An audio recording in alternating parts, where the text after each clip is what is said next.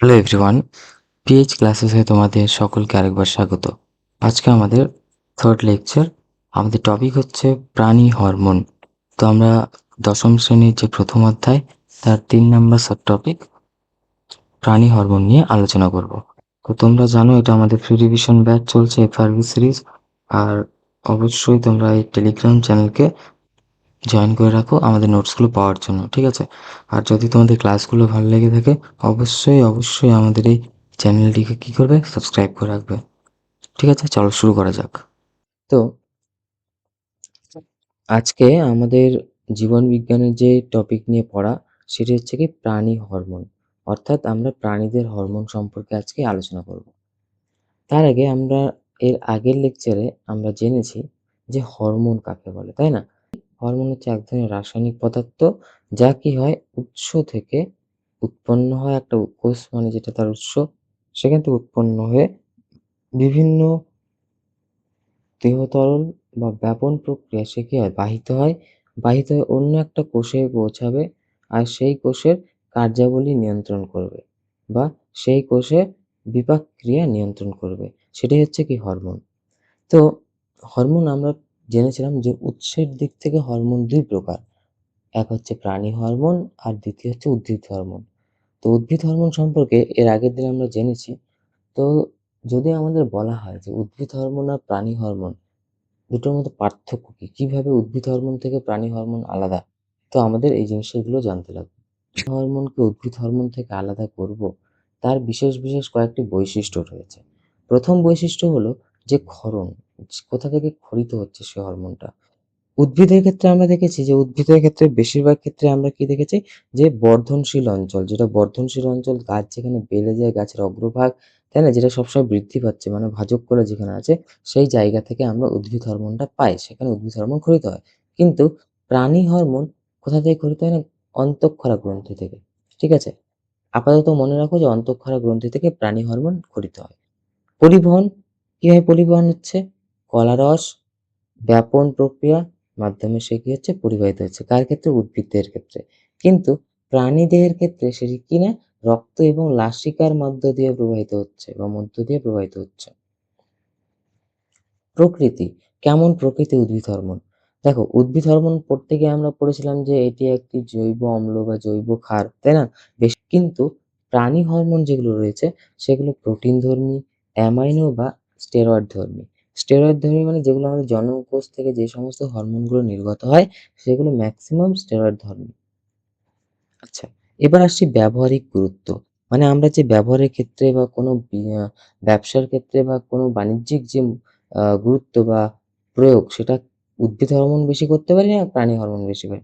অবশ্যই উদ্ভিদ হরমোন বেশি পারবো। কারণ কি?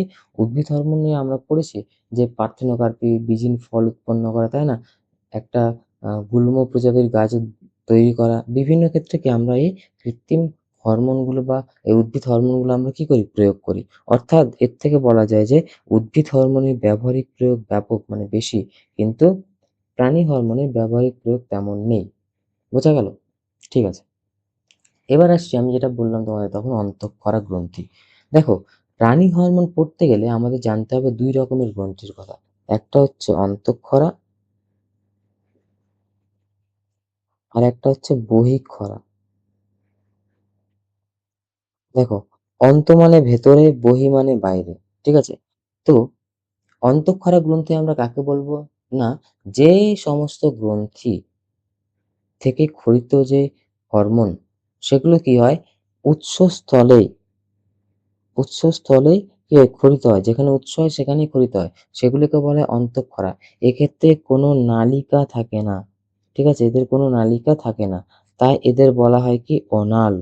তাই এদের বলা হয় অনাল গ্রন্থি। ঠিক আছে? কিন্তু বহিঃক্ষরার ক্ষেত্রে দেখলে আমরা দেখব যে কি না সেই যে হরমোনগুলো বা যে নিঃসৃত যে রাসায়নিক দ্রব্যগুলো সেগুলো উৎস থেকে প্রবাহিত হয়ে অন্য কোষ টার্গেট সেল যেটা সেখানে যাবে। ঠিক আছে? আর কিসের মাধ্যমে যাবে? নালিকার মাধ্যমে। ঠিক আছে? নালিকা রয়েছে এদের। তাই একে, যেহেতু নালিকায় রয়েছে তাই একে বলা হয় সনাল গ্রন্থি। তাহলে তোমরা জানলে যে অন্তঃক্ষরা গ্রন্থি কাকে বলে, বহিঃক্ষরা গ্রন্থি কাকে বলে। তো প্রাণী হরমোন বিশেষ ক্ষেত্রে কোন গ্রন্থি থেকে ক্ষরিত হয়? এই অন্তঃক্ষরা গ্রন্থি থেকে। এখন দেখো তোমরা যে যেহেতু নালিকা নেই এর ক্ষেত্রে, তো অন্তঃক্ষরা গ্রন্থি থেকে সে ক্ষরিত হলো, মানে উৎসের ওখানে ক্ষরিত হয়ে গেল, ওখানেই বেরিয়ে গেল। তাহলে সে যাবে কি করে এক জায়গা থেকে আরেক জায়গায়? সেটা যাবে হচ্ছে এই আমাদের কিসের মাধ্যমে? রক্ত বা লাসিকার মাধ্যমে। কিসের মাধ্যমে? রক্ত বা লাসিকার মাধ্যমে সে এক জায়গা থেকে আরেক জায়গায় যাবে। বোঝা গেল? ঠিক আছে। তাহলে এবার আমাদের জানতে হবে যে এই প্রাণী হরমোনের কয়েকটি কাজ, মানে কি, কি কাজ করে। ঠিক আছে? তো মনে রাখবে যে আমরা ভয় পেলে যেমন আমাদের লোম খাড়া হয়ে যায়, বা আ ঠান্ডার সময় বা কোনো একটা উত্তেজনার ক্ষেত্রে, তো সেই জিনিসটাকে কে নিয়ন্ত্রণ করে? হরমোন নিয়ন্ত্রণ করে। ঠিক তেমনি আমাদের রক্তে গ্লুকোজের পরিমাণ বাড়বে না স্বাভাবিক থাকবে সেটা নিয়ন্ত্রণ করবে হরমোন। আমাদের বেসাল মেটাবলিক রেট BMR নিয়ন্ত্রণ করে হরমোন। এছাড়াও আমাদের জননগ্রন্থির বৃদ্ধি বা ক্ষরণ নিয়ন্ত্রণ করে কে? হরমোন। ঠিক আছে? আরেকটা কথা দেখো, এই যে এখানে বললাম না আমি এই ছবিটাতে, মানে এই জায়গাটায়, যে হরমোন কি করছে? একটা কোষ থেকে উৎসতার আর একটা নির্দিষ্ট কোষে গিয়ে কাজ করছে, তাই না? তার মানে কি একটা কোষের সাথে আরেকটা কোষের কি সম্পর্ক সাধন করছে বা সম্পর্ক স্থাপন করছে। আরেকটা কাজ হচ্ছে এই কোষ থেকে সে কি করছে? না, বিভিন্ন বার্তা বা মেসেজ সে এই কোষটাতে স্থানান্তরিত করেছে। তাই একে বলা হয় রাসায়নিক সমন্বয়ক, ঠিক আছে? বা রাসায়নিক দূত বা রাসায়নিক বার্তাবাহক। ঠিক আছে? তাহলে হরমোনকে রাসায়নিক সমন্বয়ক বা রাসায়নিক বার্তাবাহক বলার কারণ কি? এটা। বোঝা গেল? কারণ কি? হরমোন কোষে, কোষে রাসায়নিক সংকেত কি করে? সাধন করে বা পরিবহন করে। তাই একে বলা হচ্ছে রাসায়নিক সমন্বয়ক বা রাসায়নিক দূত বা রাসায়নিক বার্তাবাহক। চলো, এরপর আমরা হরমোনের ফিডব্যাক নিয়ন্ত্রণটা পরে পড়ছি। আগে আমরা জেনে নিই যে প্রাণী হরমোনের বৈশিষ্ট্য। প্রাণী হরমোনের বৈশিষ্ট্য কি? দেখো, আমরা এখনই পড়লাম যে প্রাণী হরমোনের বৈশিষ্ট্য পড়তে গেলে আমরা উৎসের কথা যদি বলতে চাই, প্রাণী হরমোন বেশিরভাগ ক্ষেত্রে অন্তঃক্ষরা গ্রন্থি থেকে কি হয়? নিঃসৃত। এবার রাসায়নিক প্রকৃতি, যেমন উদ্ভিদের ক্ষেত্রে জৈব অম্ল, জৈব ক্ষার ছিল, কিন্তু প্রাণীর ক্ষেত্রে সেটা না। প্রাণীদের ক্ষেত্রে মনে রাখবে প্রোটিনধর্মী হতে পারে, যেমন STH, ঠিক আছে? STH হচ্ছে প্রোটিনধর্মী হরমোন। অ্যামাইনোধর্মী হতে পারে, যেমন অ্যাড্রিনালিন হরমোন বা থাইরক্সিন হরমোন, এগুলো কি অ্যামাইনোধর্মী হরমোন। স্টেরয়েড ধর্মী হরমোন হতে পারে, যেমন টেস্টোস্টেরন, প্রোজেস্টেরন, ইস্ট্রোজেন, অর্থাৎ জনন হরমোন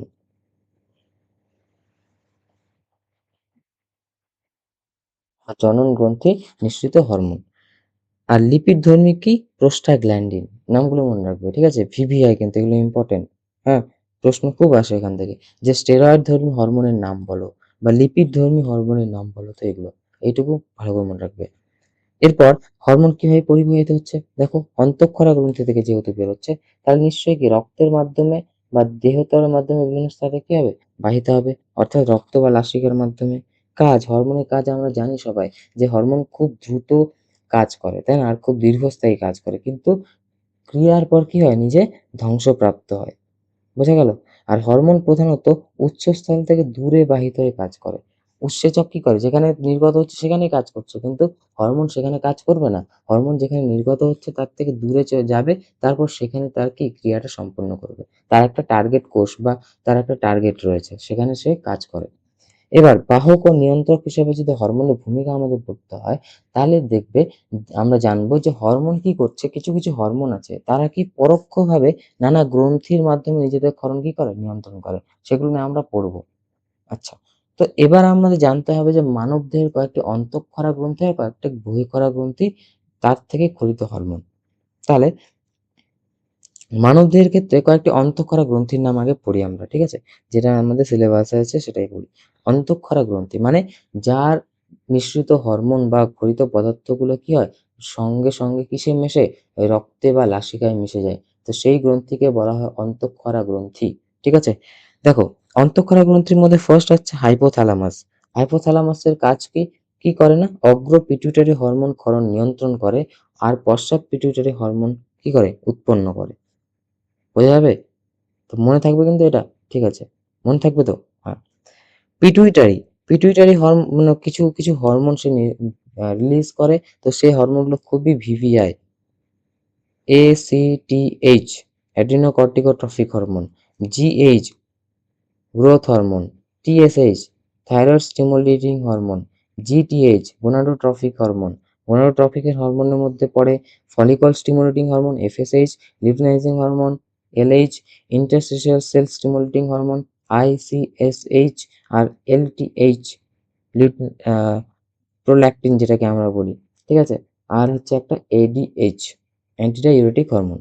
তো এইগুলো মনে রাখবে, ভিভিআই কিন্তু ইম্পর্টেন্ট, হ্যাঁ। এটা যে পিটুইটারি গ্রন্থি নিঃসৃত হরমোনগুলির নাম কি।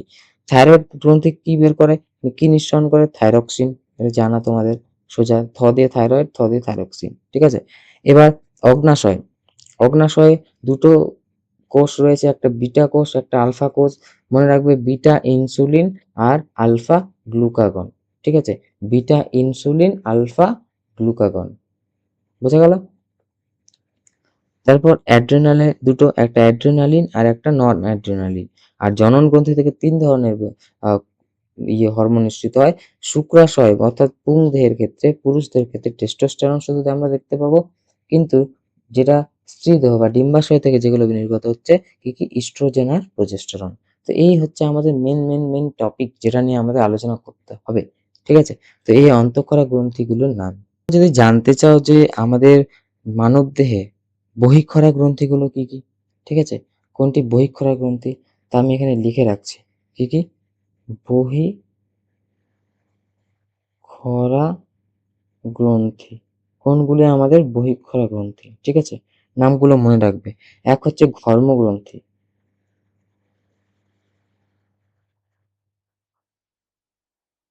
আর একটি হচ্ছে লালা গ্রন্থি,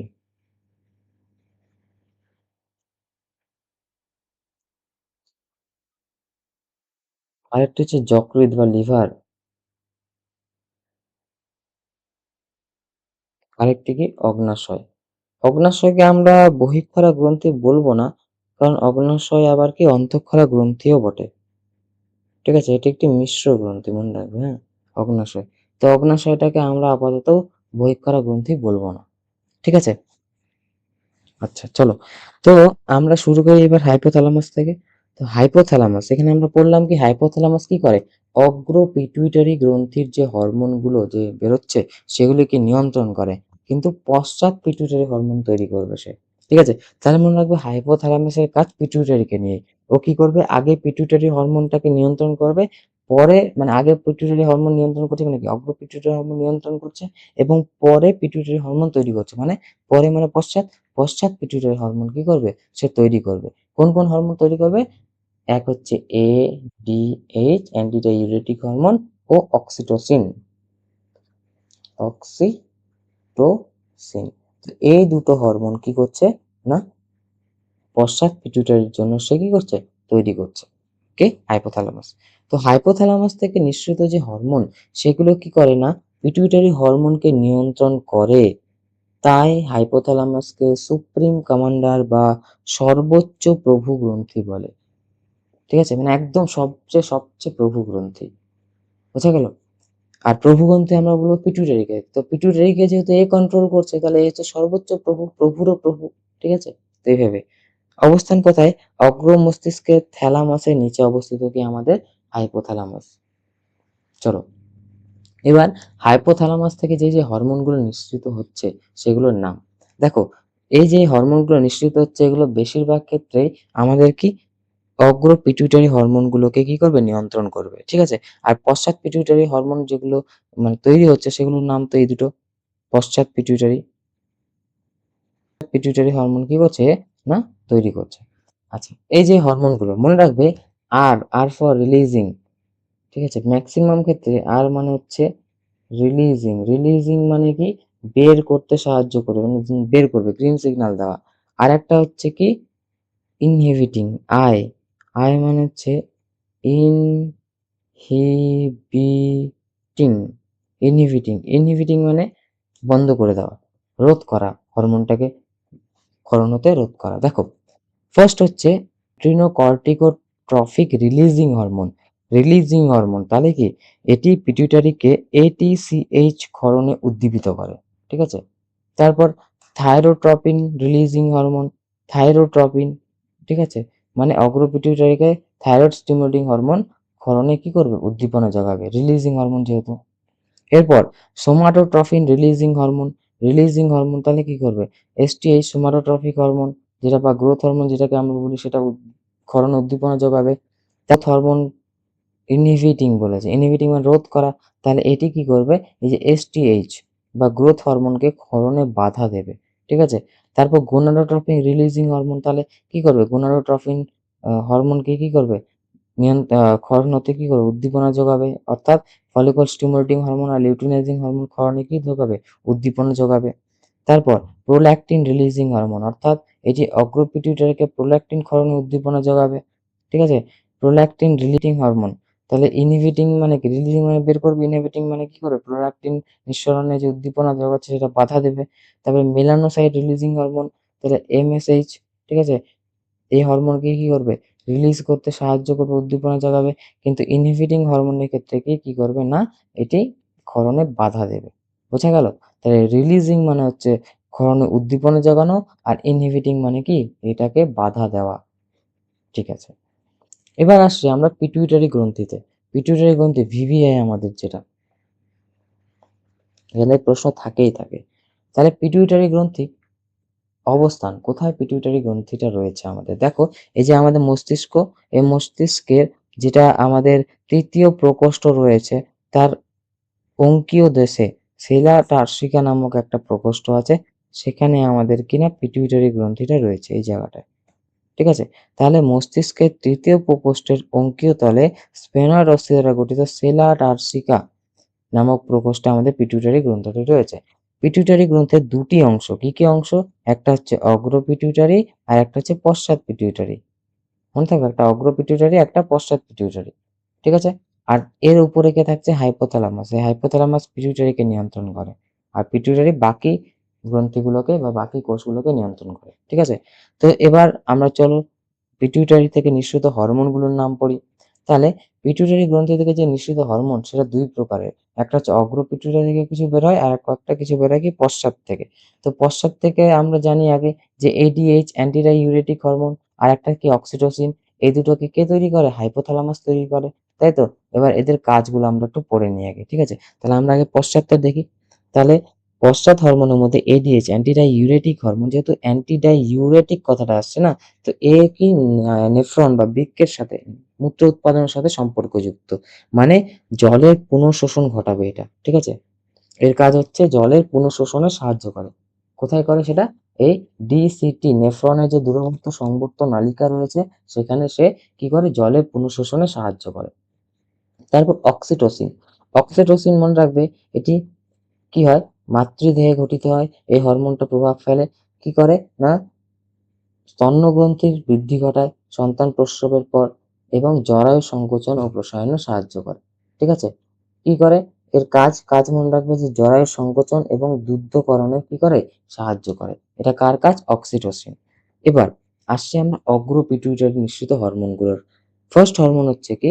আমাদের অ্যাড্রিনোকর্টিকোট্রফিক হরমোন। দেখো অ্যাড্রিনো মানে অ্যাড্রিনাল কথাটা আসছে না? হ্যাঁ, অর্থাৎ অ্যাড্রিনাল গ্রন্থির কর্টেক্স অঞ্চলটা এ টার্গেট করবে। এর লক্ষ্য কোষ যেটা। আর কি করবে? অ্যাড্রিনাল গ্রন্থির ক্ষরণ, অ্যাড্রিনাল গ্রন্থি থেকে যে অ্যাড্রিনালিন, নন অ্যাড্রিনালিন নিয়ন্ত্রণ হচ্ছে, বেরোচ্ছে, সেটাকে নিয়ন্ত্রণ করবে কে? এই অ্যাড্রিনোকর্টিকোট্রফিক হরমোন। এটা বেশি নিঃসরণে অ্যাড্রিনালিন হরমোন থেকে অ্যাড্রিনালিন বা নন অ্যাড্রিনালিন বেশি পরিমাণে খরিতে হবে, কম ক্ষরণে এখানে কম খরিতে হবে। তো এটাই কন্ট্রোল করে কি? অ্যাড্রিনোকর্টিকোট্রফিক হরমোন। এছাড়া বৃদ্ধি নিয়ন্ত্রণ করে, মানুষের যে বৃদ্ধি সেটাও নিয়ন্ত্রণ করে। তারপর আসছে থাইরয়েড স্টিমুলেটিং হরমোন। স্টিমুলেটিং মানে উদ্দীপনার জায়গায় বেশি করে স্টিমুলেট করবে। কাকে স্টিমুলেট করবে? থাইরয়েড গ্রন্থিকে। তাহলে থাইরয়েড গ্রন্থি থেকে যে ক্ষরিত হয় থাইরক্সিন হরমোন, এই থাইরক্সিন হরমোন ক্ষরণটাকে নিয়ন্ত্রণ করে কে? Thyroid stimulating hormone. এই হরমোনটা আবার বৃদ্ধিও মানুষের নিয়ন্ত্রণ করে। ঠিক আছে? এবার আরেকটা আছে কি? মনে রাখবে তাহলে থাইরয়েড স্টিমুলেটিং হরমোন যখন বেশি ক্ষরণ হবে তখন থাইরক্সিন যে হরমোনটা রয়েছে, থাইরক্সিন হরমোন কোথা থেকে বের হয়? সেটা থাইরয়েড গ্রন্থি থেকে। এটা বেশি পরিমাণে কি হবে? ক্ষরিত হবে। ঠিক আছে? তাহলে এটা বেশি হলে এটা বেশি হবে, এটা কম হয়ে গেলে থাইরক্সিন হরমোনও কম ক্ষরিত হবে। আরেকটা কি? সোমাটোট্রফিক হরমোন বা এসটিএইচ বা গ্রোথ হরমোন যেটাকে আমরা বলছি। তাহলে এটা গ্রোথ মানে দেহের ব্যাপার বৃদ্ধি করবে। তাহলে দেহ কিভাবে বৃদ্ধি করবে? দেহ কোষ, পেশি, মেদকলা, অস্থি, তাই না? এগুলো আমাদের বৃদ্ধি ঘটলে আমাদের দেহের বৃদ্ধি ঘটবে। তাহলে মনে রাখবে গ্রোথ হরমোন বা সোমাটোট্রফিক হরমোন, এই হরমোনটা আমাদের কিসে সাহায্য করবে না, দেহের বৃদ্ধিতে সাহায্য করবে। তারপর গোনাডোট্রফিক হরমোন জিটিএইচ, ঠিক আছে, জিটিএইচ এই হরমোনটা কি করবে, গোনাডোট্রফিক হরমোনটা একটু পড়ে রাখবে, ইম্পর্টেন্ট আছে এটা। কি করবে, শুক্রাশয় বা ডিম্বাশয়, এই শুক্রাশয় বা ডিম্বাশয় থেকে টেস্টোস্টেরন আর ডিম্বাশয় থেকে ইস্ট্রোজেন প্রোজেস্টেরন ক্ষরণকে কি করে, নিয়ন্ত্রণ করে কে, গোনাডোট্রফিক হরমোন জিটিএইচ। এবং এলটিএইচ বা যেটাকে প্রোল্যাকটিন বলা হয়, এ কি করে, স্তন্য গ্রন্থি অর্থাৎ সন্তান ভূমিষ্ঠ হওয়ার পর এটি দুগ্ধ উৎপাদনে সাহায্য করে। বোঝা গেল? তো এই ছিল আমাদের পিটুইটারি গ্রন্থি থেকে নির্গত যে হরমোনগুলো। সবাই অনেক কঠিন ভাবে, কিন্তু কঠিন কিছুই নেই, তোমরা শুধু নামগুলো মনে রাখবে তাহলেই হবে। এবার চলো আসা যাক আমাদের এই যে হরমোনের যে ফিডব্যাক নিয়ন্ত্রণ সেটা। দেখো, তাহলে আমরা জানলাম যে হাইপোথ্যালামাস কি করছে না, হাইপোথ্যালামাস করছে কি, পিটুইটারি গ্রন্থিকে নিয়ন্ত্রণ করছে, তার নিঃসরণ রিলিজিং হরমোনগুলোকে নিয়ন্ত্রণ করছে। আর রিলিজিং হরমোনের উপর নিয়ন্ত্রিত হচ্ছে বাকি গ্রন্থিগুলো, তাই না? তো এখানে উদাহরণ দেওয়া হচ্ছে তিনটে গ্রন্থি, এক হচ্ছে হাইপোথ্যালামাস, তারপর পিটুইটারি গ্রন্থি, তারপর হচ্ছে থাইরয়েড গ্রন্থি। আচ্ছা, আর থাইরয়েড গ্রন্থি থেকে কি নির্গত হচ্ছে না, থাইরক্সিন, ঠিক আছে। আর এই থাইরক্সিন কোথায় মিশছে, রক্তে মিশছে, ঠিক আছে। তো যখন ধরো রক্তে থাইরক্সিনের মাত্রা কম, থাইরক্সিন ধরো কম হয়ে গেছে, তখন কি করবে না, এই হাইপোথ্যালামাস পিটুইটারিকে থাইরয়েড রিলিজিং হরমোন ক্ষরণ করাবে বেশি পরিমাণে, যাতে পিটুইটারি কি করে, থাইরয়েড স্টিমুলেটিং হরমোন স্টিমুলেট করে যাকে থাইরয়েডকে, সেই হরমোনটা বেশি পরিমাণে ক্ষরণ করতে পারে। তাই থাইরয়েড স্টিমুলেটিং হরমোন কি করছে, প্লাস মানে বেশি পরিমাণে ক্ষরণ করছে থাইরয়েড রিলিজিং হরমোনটা। আচ্ছা আবার বলি, তাহলে থাইরয়েড রিলিজিং হরমোনটাকে বেশি পরিমাণ ক্ষরণ করাচ্ছে, তার ফলে পিটুইটারি উদ্দীপিত হচ্ছে কি ক্ষরণে, TSH, thyroid stimulating hormone.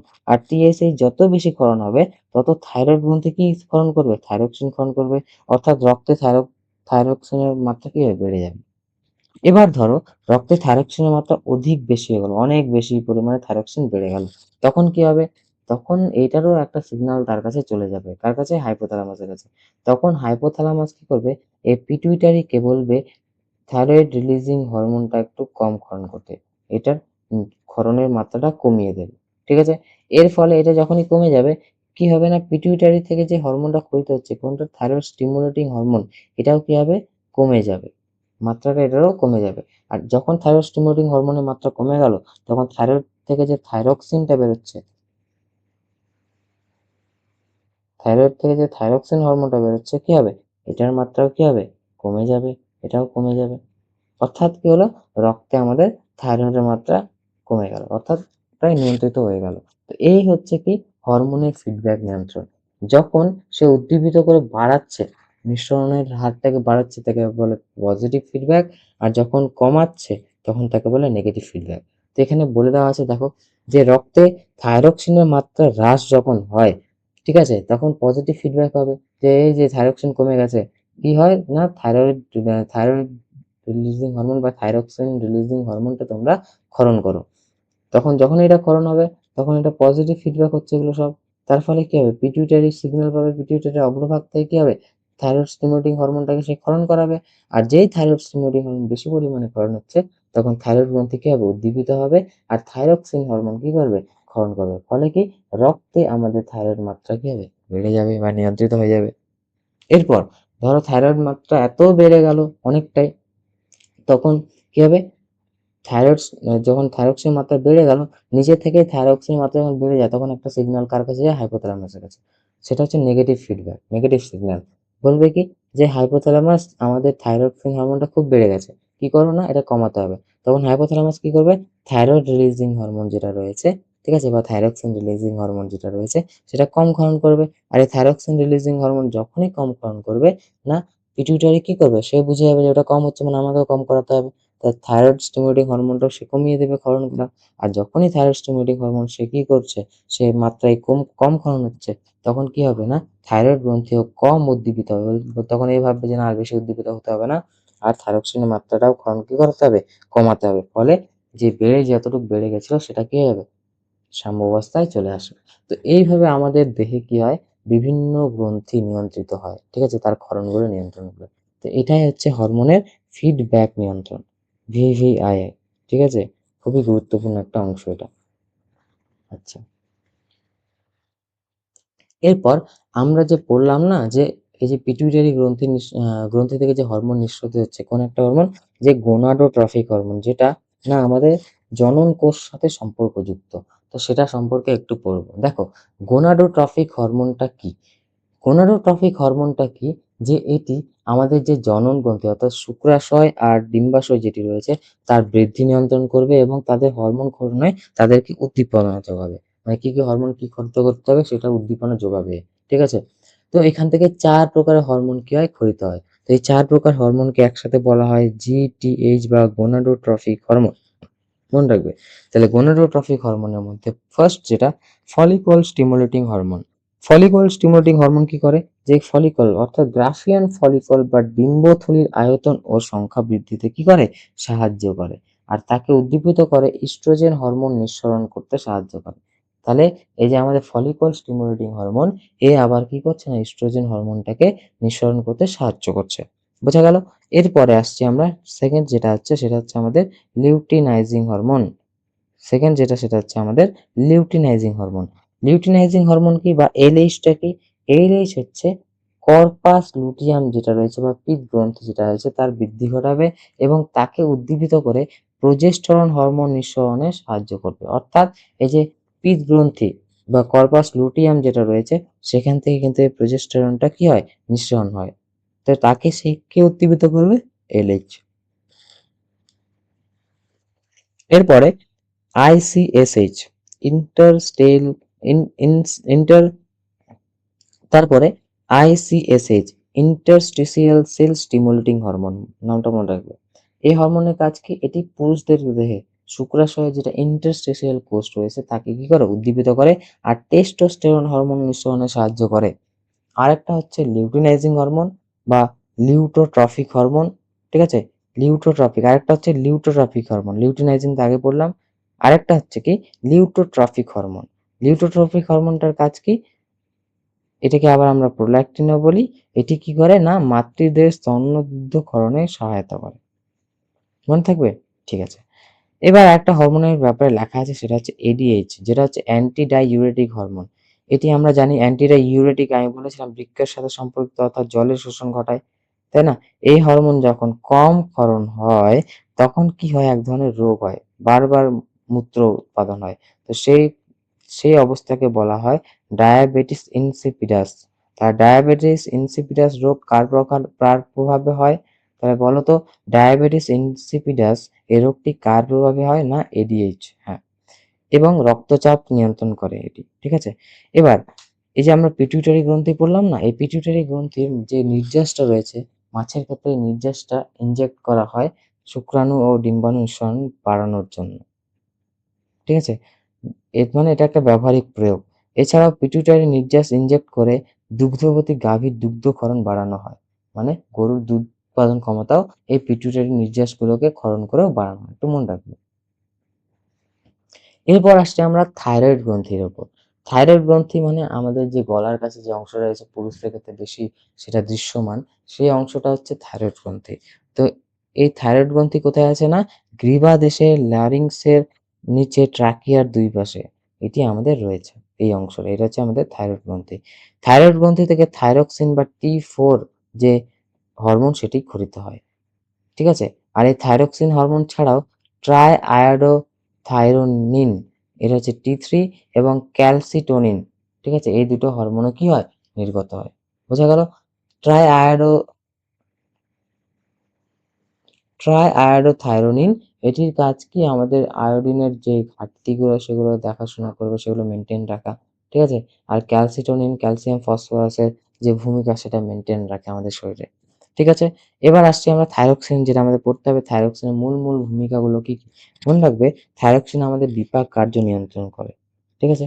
Thyroxine কি করে? আমাদের দেহের বিভিন্ন বিপাক কাজ যেমন ক্রেবস চক্র বৃদ্ধি করবে, সেই বিপাক কাজ নিয়ন্ত্রণ করবে। তারপর শর্করা, প্রোটিন, ফ্যাট বিপাক হার বাড়াবে। অন্ত্রে গ্লুকোজের শোষণ ক্ষমতা বৃদ্ধি করে। যকৃৎ ও পেশি সঞ্চিত গ্লাইকোজেনকে গ্লুকোজে রূপান্তরিত করে। অর্থাৎ গ্লাইকোজেন থেকে গ্লুকোজ তৈরি করে। যকৃতে প্রোটিন থেকে গ্লুকোজ প্রস্তুত করে এবং থাইরক্সিন দেহে সঞ্চিত মেদ বা যেটা ফ্যাট সেটা বিয়োজিত করে, ফলে কিটোন বডি উৎপাদন দেহে বৃদ্ধি পায়। তাহলে কিটোন বডি উৎপাদন করে কি? থাইরক্সিন, মনে রাখবে। মৌলে বিএমআর এই হ্রাস বৃদ্ধি ঘটায়, মনে রাখবে। যে বিপাকীয় হার নিয়ন্ত্রণ, অর্থাৎ দেহের তাপ উৎপাদন ও অক্সিজেন ব্যবহারের নিয়ন্ত্রণ করে কে? থাইরক্সিন। এই থাইরক্সিনের জন্য আমাদের বিএমআর বা মৌল বিপাকীয় হার এটি হ্রাস বৃদ্ধি ঘটে। এছাড়াও লোহিত রক্তকণিকার ক্রম পরিবর্তন, অর্থাৎ থাইরক্সিন সেইটি সাহায্য করে কি? একটি রক্তকণিকা, লোহিত রক্তকণিকার ক্রম পরিণতি কি হবে না হবে। এরপর হৃদস্পন্দন, হৃদস্পন্দন অর্থাৎ হার্টবিট, এই থাইরক্সিনের প্রভাবে আমাদের হৃদস্পন্দনের হার বেড়ে যায়। ফলে কি হয়? রক্তচাপ বেড়ে যাবে। তাহলে আরেকটি কাজ কি? রক্তচাপ নিয়ন্ত্রণ করা এবং শ্বসনের হারও নিয়ন্ত্রণ করা। এবার থাইরক্সিন হরমোন কম খাওয়ানোর ফলে কি, কি রোগ হয়? দেখো, শিশুদের ক্ষেত্রে ক্রিটিনিজম রোগ হয় এবং প্রাপ্তবয়স্কদের ক্ষেত্রে মিক্সিমিডিয়া রোগ হয়। আর একটা কি? থাইরক্সিন হরমোন এটা কম ক্ষরণ হয়। শিশুদের ক্ষেত্রে ক্রেটিনিজম আর প্রাপ্তবয়স্কদের ক্ষেত্রে মিক্সিমিডা। কিন্তু থাইরক্সিন যদি বেশি পরিমাণে ক্ষরণ হয় তখন কি? ক্রেবস বর্ণিত রোগ বা গয়টার বা গলগণ্ড, এই গলা ফুলে যাওয়া সেটা হয়। একটা জিনিস দেখবে যে পাহাড়ি এলাকায় বসবাসকারী লোকেদের ক্ষেত্রে গলগণ্ড বেশি দেখা যায়। কারণ কি? সেখানে মাটিতে না আয়োডিনের পরিমাণটা খুবই কম থাকে। ফলে তাদের শরীরে আয়োডিনের কি দেখা যায়? ঘাটতি দেখা যায়। তার ফলেই এটার ফলেই কি হচ্ছে না?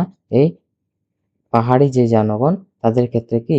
এই গলগণ্ড রোগটা বেশি দেখতে পাওয়া যায়। এরপর আসছি আমরা কি? অগ্নাশয়। অগ্নাশয়কে মিশ্র গ্রন্থি বলে কেন? ভিভিআই প্রশ্ন। কারণ কি? এই গ্রন্থি দুটো রকমের কোষ নিয়ে গঠিত, একটা অন্তঃক্ষরা কোষ, একটা বহিঃক্ষরা কোষ। অন্তঃক্ষরা কোষ কি? অন্তঃক্ষরা কোষ আর তাদের নামগুলো হচ্ছে বিটা কোষ, আলফা কোষ, ডেল্টা কোষ। বিটা থেকে ইনসুলিন, আলফা থেকে গ্লুকাগন, ডেল্টা থেকে সোমাটোস্ট্যাটিন হরমোন কি হয়? ক্ষরিত হয়। এ হচ্ছে অগ্নাশয়ের ছবি। ঠিক আছে? পিত্তাশয়, এ হচ্ছে আমাদের ডিউডিনাম, আর এটা হচ্ছে কি? অগ্নাশয়। ঠিক আছে?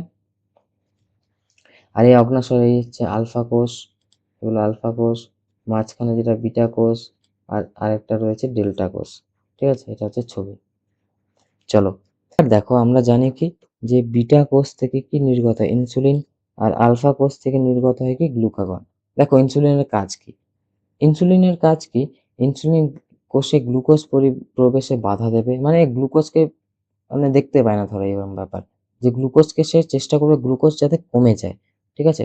রক্তে কি করবে? অতিরিক্ত গ্লুকোজ, যে গ্লুকোজকে যকৃৎ আর পেশিতে, মানে যখনই দেখবে গ্লুকোজ বেড়ে গেছে তখনই কি করবে? সে গ্লুকোজকে গ্লাইকোজেন রূপে সঞ্চয় করবে। তার ফলে কি? রক্তে গ্লুকোজের পরিমাণ বাড়বে না, বাড়তে দেয় না। এছাড়া যকৃতে নিওগ্লুকোজেনেসিস প্রক্রিয়ায় অশর্করা থেকে গ্লুকোজ উৎপাদনে কি করে? বাধা সৃষ্টি করে। যকৃতে কিটোন বডির উৎপাদনে কি করে? বাধা সৃষ্টি করে। অর্থাৎ আমরা দেখতে পাচ্ছি কি? ইনসুলিন কি? সে গ্লুকোজকে সবসময় কমানোর চেষ্টা করে। অর্থাৎ ইনসুলিন যদি এবার কম ক্ষরিত হয়ে যায় তাহলে কি হবে? যে আমাদের গ্লুকোজটা বেড়ে যাবে, তাই না? তাই বলেছে যে ইনসুলিন যদি কম ক্ষরিত হয় তাহলে রক্তে শর্করা বা গ্লুকোজের পরিমাণ বৃদ্ধি পায়। এর ফলে ডায়াবেটিস মেলিটাস বা মধুমেহ রোগ হয়। তাহলে মধুমেহ রোগ কখন হয়? যখন ইনসুলিন হরমোনটি কি হয়? কম ক্ষরণ হয়। তো ইনসুলিন হরমোন কম ক্ষরণে মধুমেহ বা ডায়াবেটিস মেলিটাস রোগ হবে। এরপর গ্লুকাগন কাজ কি? গ্লুকাগন, গ্লুকোজ, গ্লুকা একই জিনিস। মানে ও চেষ্টা করবে গ্লুকোজকে বাড়ানোর। তো গ্লুকাগন ইনসুলিনের ঠিক বিপরীত কাজ করে। রক্তে কি করবে? শর্করার পরিমাণকে হ্রাস পেলে গ্লাইকোজেনোলাইসিস প্রক্রিয়ায় যে গ্লাইকোজেনকে গ্লাইকোজেন রূপে যে সঞ্চয় করে রেখেছিল না ইনসুলিন, সেই গ্লাইকোজেনকে গ্লুকোজে বিশ্লেষিত করে এবং রক্তে সরবরাহ করে। গ্লুকাগন যকৃতে জেনেসিস প্রক্রিয়ায় গ্লুকো আ গ্লুকোনিওজেনেসিস প্রক্রিয়ায় কি করে? শর্করা ও প্রোটিন থেকে গ্লুকোজ সংশ্লেষ করা, অর্থাৎ গ্লুকোজ সংশ্লেষণ হারটাকে বাড়িয়ে দেয়। তার ফলে কি হয়? রক্তে গ্লুকোজটা কি হয়? স্বাভাবিক হয় বা বেড়ে যায়। তো এর থেকে ইনসুলিন রক্তে শর্করার পরিমাণ হ্রাস করে। তাহলে ইনসুলিন হ্রাস করবে, কমাবে শর্করাকে, গ্লুকোজকে। কিন্তু গ্লুকাগন রক্তে শর্করার পরিমাণ কি করবে? বৃদ্ধি করবে। এরপর আসছি আমরা অ্যাড্রিনালিন গ্রন্থি। অ্যাড্রিনালিন গ্রন্থি কোথায় রয়েছে? এই যে আমাদের বৃক্ক, কিডনির ঠিক উপরে রয়েছে আমাদের কি? এই অংশটা হচ্ছে অ্যাড্রিনালিন গ্রন্থি। অ্যাড্রিনালিন গ্রন্থির দুটো পার্ট। একটা বাইরের অংশটাকে বলে কর্টেক্স আর ভেতরের অংশটাকে বলা হচ্ছে কি মেডুলা বা মেডেলা। ঠিক আছে? তাহলে বাইরের অংশটাকে কর্টেক্স বলে এবং ভেতরের স্তরকে বলা হয় কি মেডালা। অবস্থান, একে অবস্থান অনুযায়ী একটা নাম দেওয়া হয়েছে, তাকে বলা হচ্ছে সুপ্রারেনাল গ্রন্থি। কেন বলা হচ্ছে? কারণ কি সে বৃক্কের উপরে রয়েছে মুকুটের মতো। তো সুপ্রা মানে হচ্ছে উপরের দিকে থাকা, রেনাল মানে বৃক্ক। তাহলে যেহেতু বৃক্কের উপরে সে রয়েছে তাই এর নাম হচ্ছে কি সুপ্রারেনাল গ্রন্থি। অ্যাড্রিনালিন হরমোনের কাজ। অ্যাড্রিনালিন মানে অ্যাড্রিনাল গ্রন্থি থেকে দুটি হরমোন নির্গত হয়, একটা অ্যাড্রিনালিন, একটা নন অ্যাড্রিনালিন। তো অ্যাড্রিনালিন হরমোনের কাজ কি? হৃদস্পন্দন আর রক্তচাপ বাড়াবে, শ্বাস প্রশ্বাসের হারকে মেনটেন করবে, পেশিতে বেশি পরিমাণে রক্ত আর অক্সিজেন সরবরাহ করবে, যকৃৎ থেকে গ্লুকোজ নিঃসরণ ঘটিয়ে শক্তি বাড়াবে। ঠিক আছে? আর একটা কি? শরীরে বিপদ বা ভয়ের পরিস্থিতিতে দ্রুত প্রক্রিয়ার জন্য সে কি করে? শরীরকে প্রস্তুত করে। তাই একে ফাইট অর ফ্লাইট রেসপন্স বলা হয়। ঠিক আছে? আচ্ছা, এবার যেটা ইম্পর্টেন্ট যেটা, সেটা হচ্ছে অ্যাড্রিনালিন হরমোনকে জরুরি ভিত্তিক বা জরুরিকালীন বা আপাতকালীন বা সংকটকালীন হরমোন বলা হয় কেন? কারণ কি? যখন আমাদের বিভিন্ন উত্তেজনামূলক পরিবেশ সৃষ্টি হয় শরীরে, অর্থাৎ ভয়, রাগ, আনন্দ, দুশ্চিন্তা, এগুলির সময় কি হয় যে এই আমাদের অ্যাড্রিনালিন হরমোন সে কি করে না, বিভিন্ন যে আমাদের জরুরি অবস্থা, সেই দেহের অবস্থাগুলিকে সে কি করে? নিয়ন্ত্রণ করে। বা এই উত্তেজনামূলক সেই ইয়েতে এই হরমোনটা বেশি পরিমাণে কি হয়? পরিত হয়। তাই একে বলা হচ্ছে কি জরুরিকালীন হরমোন। হরমোন ক্রিয়াশীলতা দীর্ঘস্থায়ী নয়। অর্থাৎ জরুরিকালে অবস্থায় এই হরমোন কি হয়? দ্রুত ক্রিয়াশীল হয়। আবার জরুরি অবস্থা দূর হলে এই ক্রিয়াশীলতাও হ্রাস পায়। মানে যখনই আমাদের একদম জরুরি অবস্থা দরকার, খুব ভয় বা উত্তেজনা, খুব উত্তেজনায় থাকবো আমরা, তখনই দরকার আমাদের এই হরমোনটা, তখনই এই হরমোনটা নিঃসৃত হয়। বাকি অন্য সময় এই হরমোনটা ততটা ক্রিয়াশীল বা নিঃসৃত হয় না। তাই যেহেতু জরুরি অবস্থায় এটি বেশি পরিমাণে নিঃসৃত হয়, তাই একে অ্যাড্রিনালিন হরমোনকে বলা হচ্ছে জরুরিকালীন বা সংকটকালীন হরমোন বা এমার্জেন্সি হরমোন। মনে থাকবে? আরেকটা রয়েছে তাহলে নন অ্যাড্রিনালিন হরমোনের কাজ কি? তো নন অ্যাড্রিনালিন হরমোনের কাজ হচ্ছে কি না, বিশেষ কয়েকটি কাজ কি কি? সে বিপাক ক্রিয়া নিয়ন্ত্রণ করবে, সিস্টোলিক ও ডায়াস্টোলিক রক্তচাপ যেটা রয়েছে হৃৎপিণ্ডে সেটা নিয়ন্ত্রণ করবে, এবার হৃৎপেশিকে উত্তেজিত করবে, প্লীহার মসৃণ পেশির সংকোচন বাড়াবে, যকৃৎ ও কঙ্কাল পেশিতে গ্লাইকোজেনোলাইসিসের হার বাড়াবে। ঠিক আছে? জনন গ্রন্থি, এবার আমরা আমাদের জনন গ্রন্থি নিয়ে জানবো। তো জনন গ্রন্থি আমাদের দুটো, পুরুষদের ক্ষেত্রে শুক্রাশয় আর স্ত্রীদের ক্ষেত্রে ডিম্বাশয়। এগুলোও কি অন্তঃক্ষরা গ্রন্থি রূপে কাজ করে। তো শুক্রাশয় কি? শুক্রাশয়ের অবস্থান কি? দেহগহ্বরের বাইরে স্ক্রোটাম নামক থলির মধ্যে এটি রয়েছে। জন্মের পূর্বে শুক্রাশয়ের দুটি উদর গহ্বরে অবস্থান করে আর জন্মের পরে সেটি ধীরে ধীরে কি হয়? বাইরে নির্গত হয়ে যায়। ঠিক আছে? শুক্রাশয় থেকে কোন হরমোন নির্গত হয়? টেস্টোস্টেরন, একটি মাত্র রয়েছে, টেস্টোস্টেরন। বোঝা গেল? এবার টেস্টোস্টেরনের কাজ। কাজ কি? এটি পুরুষের যৌন অঙ্গগুলি বিকাশে সাহায্য করে। অর্থাৎ অন্ডকোষ, প্রোস্টেট গ্ল্যান্ড বা লিঙ্গ এগুলো কি করবে? বিকাশে সাহায্য করবে। দ্বিতীয় জৈনগত বৈশিষ্ট্যকে সে কি করবে? নিয়ন্ত্রণ করবে। অর্থাৎ পুরুষদের ক্ষেত্রে গোঁফদাড়ি গজানো, গলার স্বর ভারী হয়ে যাওয়া, পেশি বৃদ্ধি এবং দেহের লোম গজানো, এটি কাজ। এরপর শুক্রাণু উৎপাদনে সাহায্য করবে। পেশি ও অস্থায়ী হাড় মজবুত করে রাখে, শরীরের শক্তি বাড়ায়, আত্মবিশ্বাস, মানসিক উদ্যমতা বজায় রাখতে সাহায্য করে কি? টেস্টোস্টেরন। এটাই হচ্ছে টেস্টোস্টেরন। এবার ডিম্বাশয়। ডিম্বাশয় থেকে ২ রকমের হরমোন নির্গত হয়। একটা হচ্ছে কি ইস্ট্রোজেন, একটা হচ্ছে প্রোজেস্টেরন। আর ডিম্বাশয় কোথায় অবস্থিত?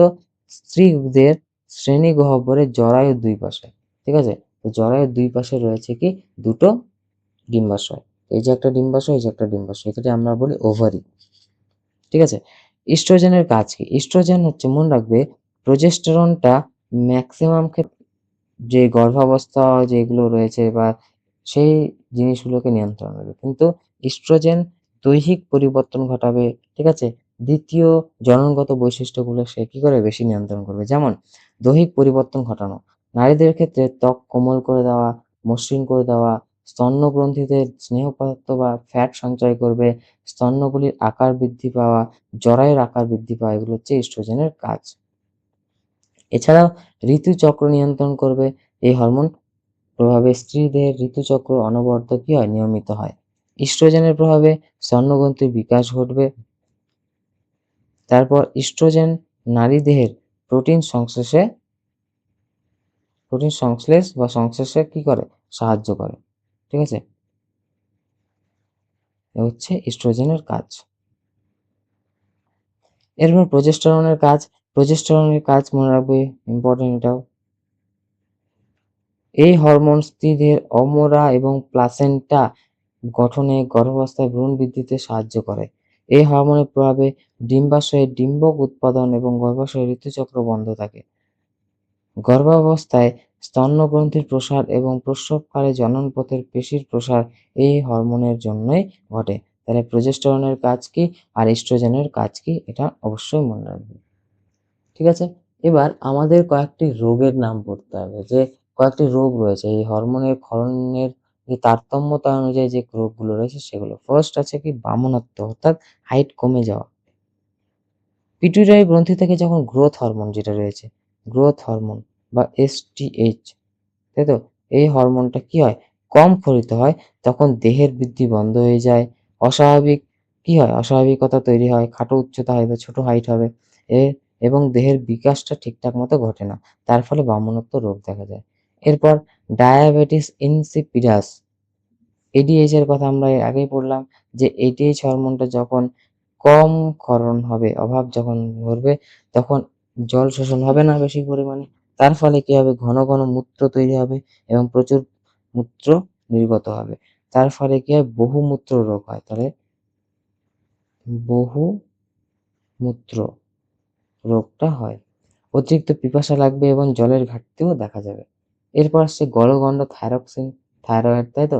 তো থাইরয়েডে আয়োডিন ঘাটতির ফলে কি হয়, থাইরক্সিন হরমোনের এই অভাব দেখা দেয়, আর এর ফলে কি হচ্ছে, আমাদের গলগণ্ড, গলার সামনের অংশ ফুলে যাওয়া, বিএমআর হ্রাস পাবে, হৃদগতি হ্রাস পাবে, শ্বাসকার্য গিলতে কষ্ট হবে, ক্লান্তি ও মনস্থিরতা ভাব আসবে। এবার ডায়াবেটিস মিলিটাস, মধুমেহ, অগ্নাশয় থেকে ইনসুলিন হরমোন যখন কি হবে, অভাব ঘটবে, ইনসুলিন হরমোন কম খাওয়ানো হচ্ছে, তাহলে কি গ্লুকোজ বেড়ে যাবে, তাই তো। ইনসুলিন হরমোন কম খাওয়ানো হলে কি, গ্লুকোজটা কি হবে, বেড়ে যাবে। তো এই গ্লুকোজ বেড়ে যাওয়ার পর রক্তের পরিমাণ, রক্তে শর্করার পরিমাণ বৃদ্ধি পাবে, মূত্রেও শর্করার পরিমাণ বৃদ্ধি পাবে, অতিরিক্ত পিপাসা, শরীর দুর্বল আর ক্লান্ত হয়ে যাবে। তো এই যে এই অবস্থা, তাকে বলা হচ্ছে মধুমেহ বা ডায়াবেটিস মেলিটাস। এরপর এখানে অন্তঃক্ষরা গ্রন্থি আর বহিঃক্ষরা গ্রন্থির মধ্যে পার্থক্য রয়েছে, তোমরা সকলেই জানো যে অন্তঃক্ষরাতে কোনো নালী থাকে না, বহিঃক্ষরাতে কি থাকে, নালী থাকে। তাই একে বলা হয় সনাল গ্রন্থি, আর একে বলা হয় কি, অনাল গ্রন্থি। এই প্রকার গ্রন্থির ক্ষরণ কি হবে, অন্তঃক্ষরা গ্রন্থির ক্ষরণ দূরবর্তী স্থানে ক্রিয়া করে, আর বহিঃক্ষরা গ্রন্থির ক্ষরণ কি করে, নালিকা দিয়ে বাইরে বেরিয়ে আসে এবং উৎপত্তি স্থল থেকে দূরবর্তী অঞ্চলে ক্রিয়া করে। দুটোতেই বেশিরভাগ ক্ষেত্রে হরমোন যেহেতু, তো হরমোনের ক্ষেত্রে দুটোই কি হবে, দূরে ক্রিয়া করবে, ঠিক আছে, উৎসস্থলে ক্রিয়া করবে না। তারপর অন্তঃক্ষরা থেকে বেশিরভাগ কি বের হয়, হরমোন, আর বহিঃক্ষরা থেকে কি হয়, উৎসেচক, লালারস, অগ্ন্যাশয় রস, পাকচক রস, এগুলো কি হয়, নির্গত হয়। কিছু কিছু পরিমাণ হরমোনও নির্গত হয়, ঠিক আছে, কিন্তু বেশিরভাগ ক্ষেত্রে যে হরমোন, সেটা যে হরমোন আমরা বলছি, সেই হরমোন জিনিসটা ম্যাক্সিমাম ক্ষেত্রে আমাদের কি থেকে নির্গত হওয়া দেখবো, যে অন্তঃক্ষরা গ্রন্থি থেকে সেগুলো নির্গত হচ্ছে। তো এই ছিল আমাদের প্রাণীদের হরমোন। আশা করি ক্লাসটি তোমাদের ভালো লেগেছে। তো আমি চেষ্টা করলাম তোমাদেরকে সহজভাবে ইন ডিটেলসে সবকিছু বলে দেওয়ার। তোমরা সমস্ত লাইনগুলো একটু খুঁটিয়ে পড়বে, এখান থেকে ম্যাক্সিমাম ভালো ভালো কোয়েশ্চেন হয়। তো থ্যাংক ইউ সকলকে। আর আমাদের ইউটিউব চ্যানেলে তোমরা ভিজিট করতে পারো, পিএইচ ক্লাসেস, কোনো স্পেস দেবে না পিএইচ এর পর, আর সার্চ করলে আমাদের এই চ্যানেলটি তোমরা দেখতে পাবে। অবশ্যই সাবস্ক্রাইব করে দেবে। আর আমাদের নোটসগুলো পেতে গেলে আমাদের টেলিগ্রাম চ্যানেলটিকে তোমরা জয়েন করে দাও, ফ্রিতে নোটস দেওয়া হচ্ছে পিডিএফ ফরম্যাটে। ওকে, চলো দেখা হচ্ছে নেক্সট ক্লাসে। Thank you.